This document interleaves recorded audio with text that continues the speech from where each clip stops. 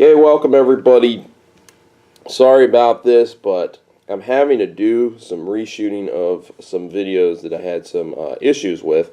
Found out some of my editing software had caused some problems. It had been a little bit buggy. I do have one video that's up. I had no way to shoot it since the video was right there. It was live at a ride, so I still posted it anyways.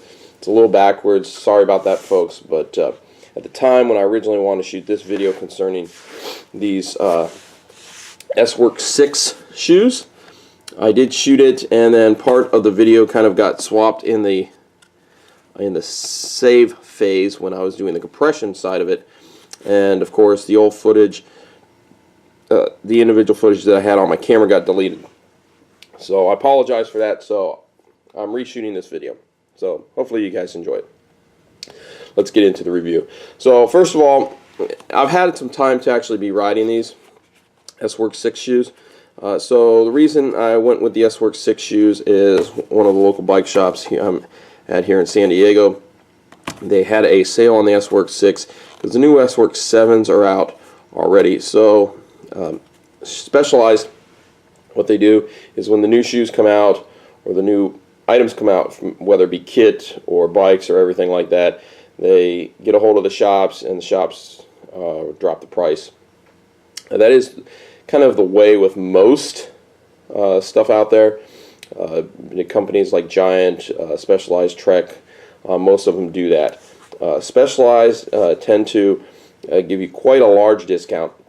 So I got about 30% off from Specialized, as well as another, I think, 15% off for my military discount as well. So I got a little bit over, sorry about that, almost 50% off by the time I was done with these shoes. So these shoes retailed, the newest S-Works shoes, this and the S-Works 7s, they retail for about $400. And then, and that's what you're going to pay for at a shop. Of course, if you go online, you can get them probably about $350. But with my discount, I got them for about $200, just over $200. So not too bad, shabby there with these. These are a size 45. That is what I wear.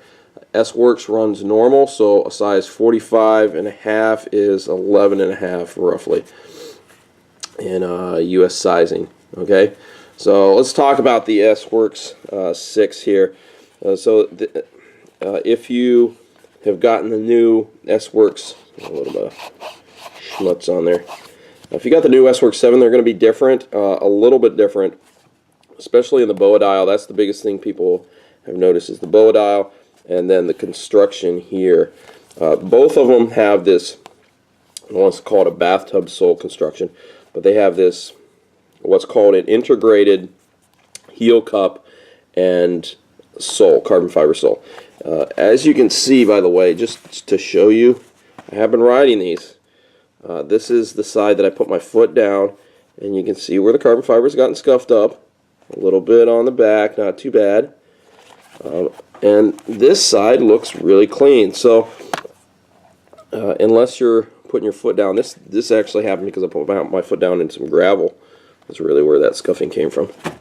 But overall, these, with all the riding I've been doing here, they look pretty good. You get a little bit of scuff here in the front from the, so as you can see, I've been riding them, I've been using them. That's from doing track stands and my toe hitting the front wheel. So just happened. Okay, so you have this kind of bathtub construction that S-Works has done. What they've done is they heat bond the heel cup to this sole first. That's the first thing they do. So they make, by the way, cleats. So they take the sole, they bond this hard heel cup. As you can see, this is the heel cup design. And they have this little split here that allows you to get your foot into it, but it still pinches the heel to keep it in the shoe. Okay, so one of the biggest complaints that people have had is it's hard to get their foot in the shoe in their size. okay, which is understandable. I've kind of had, the first time I put these on, it was the same thing, but I like a very stiff heel cup. I like to have my foot fixed into the shoe and have that kind of really stiff heel cup. So that's kind of my preference, and this works really good to do that. Okay, so you have really three, or I shouldn't say that, three types of material. You have two main types of upper material. You have this very soft, flexible, I don't want to say, it's almost neoprene-like, but it's not neoprene, okay? You have this material here. You do have a little bit of this cloth venting here that's under the tongue, that connects the tongue areas. So technically you have three types of material there.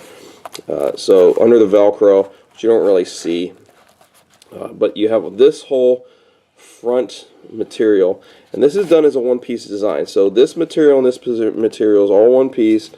Yes, they do stitch this back portion here, but it is still all one piece. So what it is this is where the stitching comes together for the shoe itself. So all this, all the way across and all the way back here, is all one solid piece. And then they stitch it together, and then they mold this bond it onto the sole. Okay, I'm going to take the insert out. Sorry, the footbed out. So this is a stiff pre-molded polystyrene. You can get different insoles from Specialized. They do custom footbeds, so you can get different ones, but I found that this works pretty good. You don't really need a soft insole.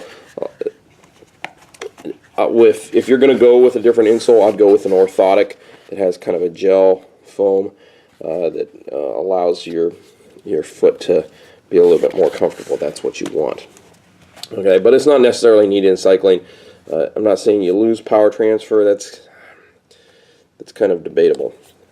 Okay, but that's what they do. So they use that, as you can see inside, how they've stitched. Let's see. This material on the inside is really nice. They do have some padding right here. It's kind of almost like a memory foam type of padding. But a stiffer memory foam. Okay, right around this area. So that's why you have this stitching here. Okay, so you have this very soft material, very nice soft vented material right in here. They make this part of the toe box kind of stiff right here to give you almost like a bathtub style toe box. It's also to prevent from the toe box squeezing in on your foot. So this is something that's a little different from Specialized. Specialized normally has a more pointy toe design. This is a wider toe box design. Excuse me. To allow for more comfort in the toe area. And that's where a lot of people's feet fall asleep, is right in the toe area and right at the ball of the foot. The other thing too as well, these have titanium inserts for the bolts, where the bolts go in. So what you can also do is you can actually flip them around. So you punch them out through the bottom here, which I did, and I knocked them out and I flipped them around to give me about an extra 3mm back set behind the ball of your foot. So it actually does get the cleat back behind the ball of your foot. So you push the cleat back all the way, and you can actually get it back a little bit farther than normal. So as you can see, I'm right near the aft marks right there. Okay, some other things. You do have a replaceable heel pad. The heel pad is quite hard, as you can see. I don't have really hardly any wear and tear on the heel pad. I've had these for a couple months now, so neither even on this one that I use quite a bit, I haven't really put any wear and tear on that heel pad. You get some scuffing and stuff on there, but it's not really worn down. And these heel pads are Aero, so the whole design is that they look very much like the bottom. And you're like, well, how do I replace these? You can see, you think maybe they're glued on, but they're not. They have a screw on the inside right down here underneath your insole. So that's how it works.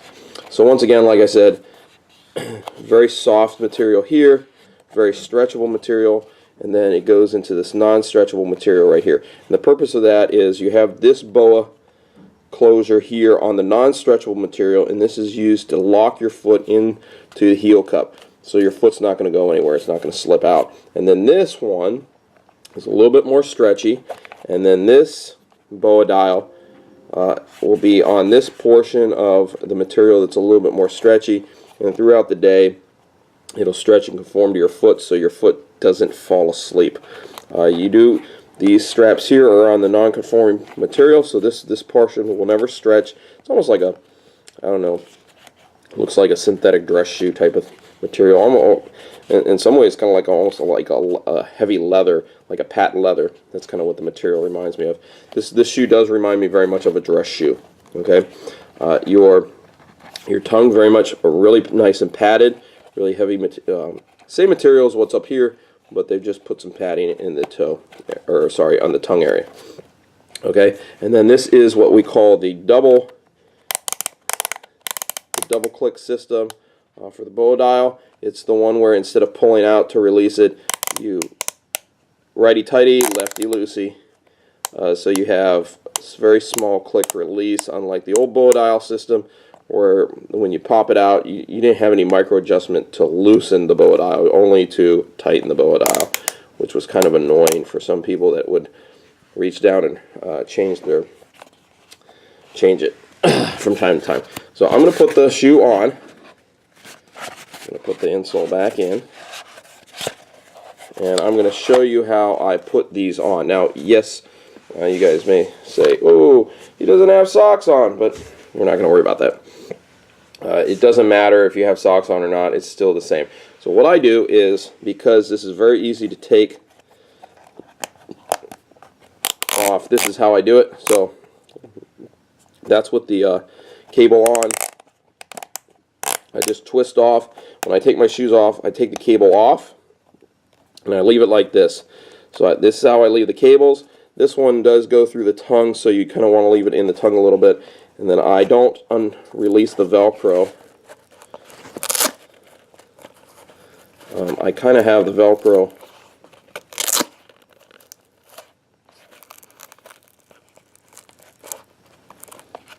preset.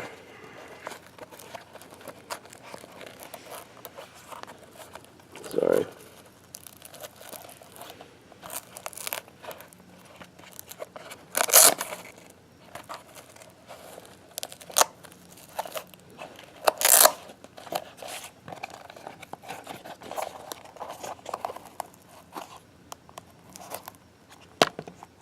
Gonna get the Velcro, and I just let the Velcro stay where it's at. I don't ever touch the Velcro when I put the shoe on. You don't need to. Okay, so I'm gonna kind of show you how I put this on. So give me 1 second here to change my camera.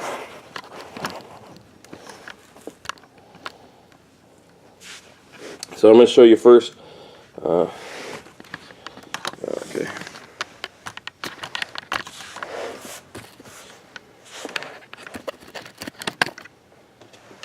Okay, so the first thing I do is I take my shoe like so, and I kind of pull the tongue out just a little bit like that,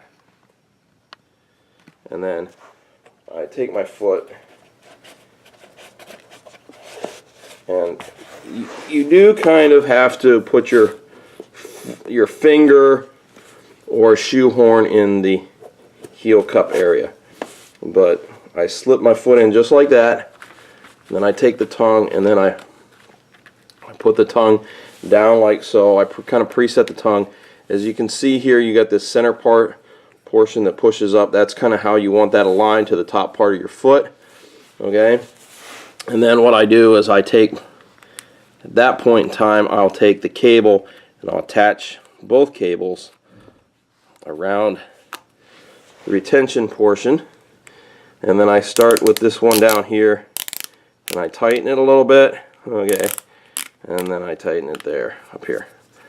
and then I make sure that the tongue is pulled all the way, and then I fully tighten down the shoe like so. Okay, now for me it will be a little bit snugger fit when I got my socks on. I won't ride without socks, but that's just kind of show you the ease it is to get it on.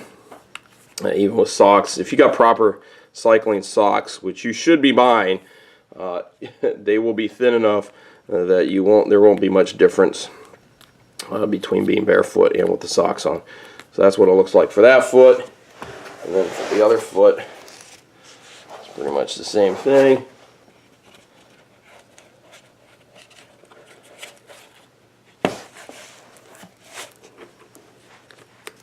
I'm going to grab the tongue right there, use that little portion, and I just slip my foot in. If you keep the cable off during this process, it makes it very easy.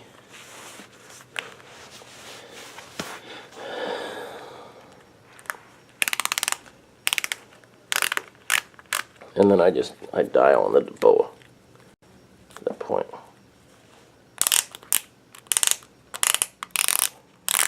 Just like so. Okay, and that's what it looks like. That's how I put these on. There's been a lot of people that have complained it's very hard to get their heel in, because as you can see here, even with this softer material, it's still very stiff, but it keeps your foot very locked in. So a lot of people have been complaining about that. They don't really like taking time to get their foot in the shoe. The thing is, with a good cycling shoe, it's not like a running shoe. You're not putting the shoe on, and it's not something that's very easy to take on and off. Okay, a good cycling shoe needs to fit perfectly around your foot. You don't want to have a lot of extra space. Okay, so I do have more space in the toe box area, but that's why it's a little bit stiffer up here. Okay, you get too much more space than this, and you're actually going to cramp up your foot. But if you have too little space, if this is too tight up in here, you can still also cause numbing. So it's kind of that gentle balance. That's where you really need to go and try the shoes on. Cycling shoes have to fit perfect. If they don't, they're going to cause you a lot of pain and problems, because you are putting a lot of pressure down with the foot. One of the other things that I really like about Specialized, if you look, the shoe or the foot kind of cants off to the side here a little bit, and that's because of the way they do the mold here for. So I'm going to take these off real quick. So to take them off, I just do this. I just release the boa dial. Okay, just like that. Release the tongue and they pull right off. One thing I want to show you guys right here. See how this is a lot thicker up here. You got a lot more carbon fiber. So one of the things is this is one of the thicker the carbon fiber soles. They do use a lot of carbon fiber here. They did push. So as you can see, this lighter color here, this is where they put most of the carbon fiber. They move it over to this area, and then over here it's a lot thinner. So you need less stiffness on these portions. So that's how they kind of save weight with it. But there's no bending of the shoe, not even the toe area. Extremely stiff carbon fiber sole with venting. So excellent shoe. Really enjoy it. The other thing you get is you get your nice shoe bag as well. So, which you're like, for that price, you should get a shoe bag. There's no reason not to with this kind of price shoe. But that's it for me, folks. Hopefully you guys enjoyed this video. I know it went a little long, but that is the look at the S-Works 6. So if you guys can get to a Specialized dealer, go ahead and pick yourself up some. I know the S-Works 7s are out, but these are still excellent shoe and well worth it. You can get that discount and spend quite a bit less money than you would with the new ones. Hopefully you guys enjoy this. If you did, give us a thumbs up. Click up here to subscribe. And over here is another video about shoes. And as always, keep riding.